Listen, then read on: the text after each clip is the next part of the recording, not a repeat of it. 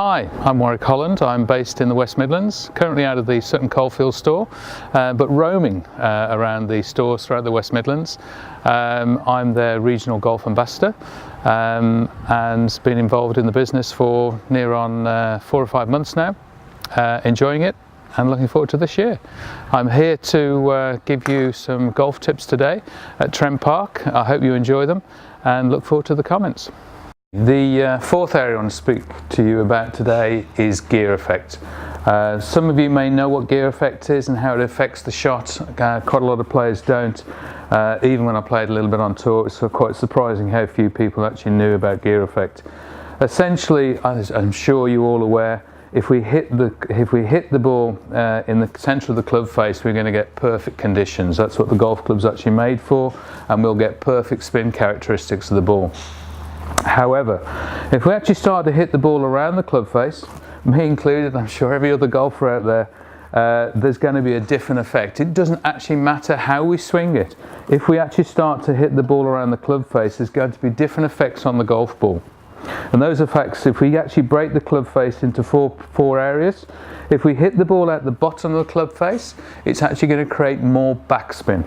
If we hit the ball at the top of the club face, we may sky it slightly, but actually we will reduce the spin. Most important for us, however, if we're talking about slice, is if we hit the ball out of the heel of the club face, it's actually going to create more side spin and slice spin.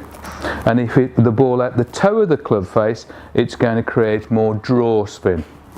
And you can actually start to draw little areas around here if you know exactly that. If you can hit the ball in the part of the club face you want, you can actually create the exact spin characteristics. Now that's a theory, but the practice is slightly different. And I just want to demonstrate something which a lot of golfers get slightly wrong. The majority of golfers will address the ball with the club face on the ground.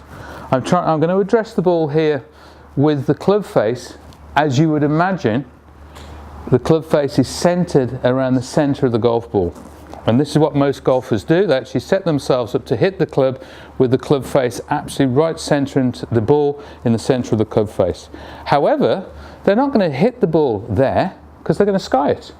When they hit the ball, they'll hit the ball with the club face approximately, probably around about ½ an inch above the ground.